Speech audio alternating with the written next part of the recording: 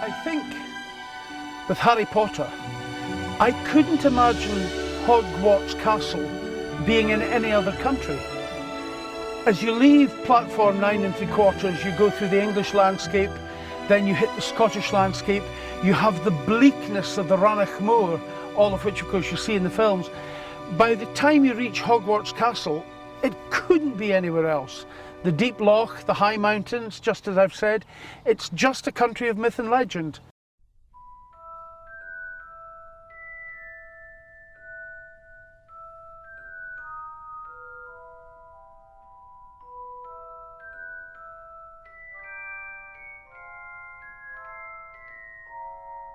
This ancient building has been here for about 1,000 years, and it's the ancestral seat of the Earls of Strathmore and Kinghorn.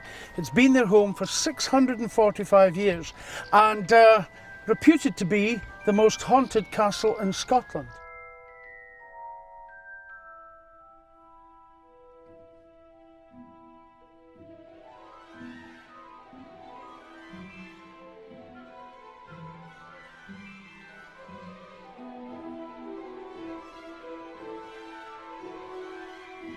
Well, the story is that the second Lord Glamis, we didn't have earls at that time, this was much, much earlier.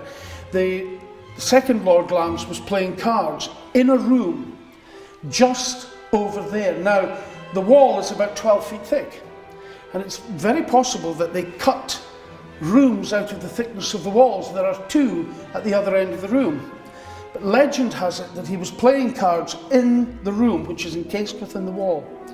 In those early times, it was believed that to play cards on a Sabbath, the Sunday, was a mortal sin. And he sent the man packing, and he made a vow that he would play cards until the crack of doom. And in fact, he invited the devil to come and play cards with him. Well, no sooner than that was said than midnight struck.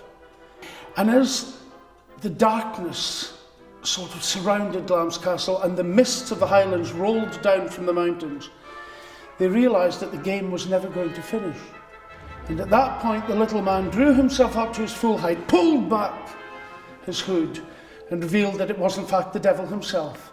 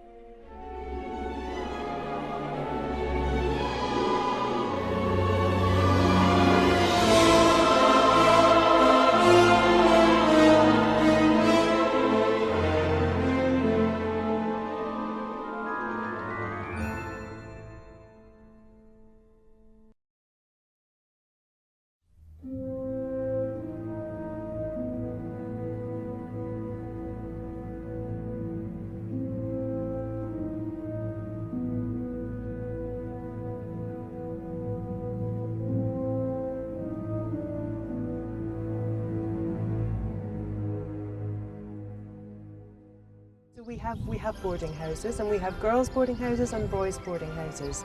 And one of the important things that we do in our boarding houses is that we mix people. Gordonstoun is a very diverse community, so it's not just a little segment of society, it's a real mix. So in our boarding houses you will have people from many, many different nationalities together.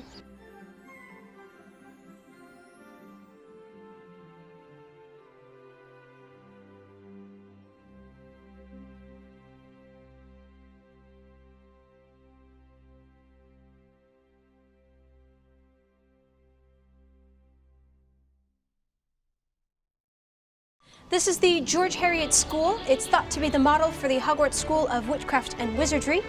George Heriot is also made up of 4 houses, and the funny thing is those house colors correspond perfectly to the house colors at Hogwarts.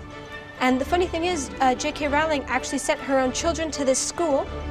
They were placed in Rayburn, which is the equivalent of Gryffindor.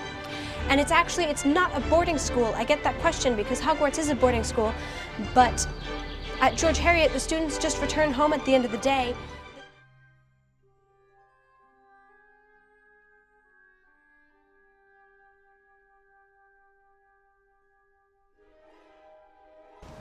We are in Greyfriars Kirkyard, which is a graveyard just outside the city centre of Edinburgh. This is the tomb of a Thomas Riddle. You'll be familiar with Tom Riddle being Lord Voldemort's real name.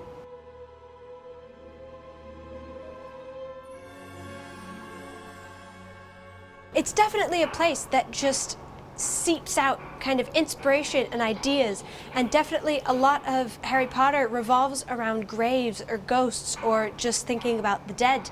And it's very easy to come and just stand right in front of a massive grave and get loads of ideas or descriptions or just a tactile feel that will help with just any kind of story and ideas to come along.